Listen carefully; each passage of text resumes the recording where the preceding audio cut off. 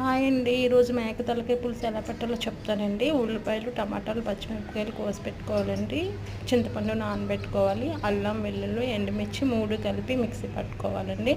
కొబ్బరి, గసాల పొడి, గరం మసాలా పౌడర్ అండి ఇంట్లో రెడీ చేసుకున్నవి. కుక్కర్ పెట్టుకోవాలండి. అందులో పచ్చిమిర్చి వేసుకోవాలండి. ఉల్లిపాయలు కూడా వేసుకోవాలి. టమాటాలు కూడా వేసి బాగా వేగనివ్వాలి. అల్లం వెల్లుల్లితో పాటు ఎండుమిర్చి కూడా మిక్సీ చేసుకొని పెట్టుకుంటే టేస్ట్ లాగా చాలా బాగుంటుందండి. అది పులుసులోకి అయితే చాలా టేస్ట్ బాగుంటుంది.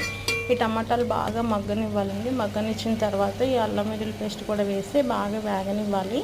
మనం తలకాయను క్లీన్ చేసుకొని పక్కన పెట్టుకోవాలండి బౌల్లో రెడీగాన. ఇదంతా వేగిపోయిన తర్వాత ఆ తలకాయ ముక్కలు కూడా తీసి ఈ ఇందులోని కుక్కర్లో వేసుకోవాలండి. వేసుకొని బాగా కలుపుకోవాలి. మంచిగా ఉప్పు కారం కూడా వేసుకోవాలి.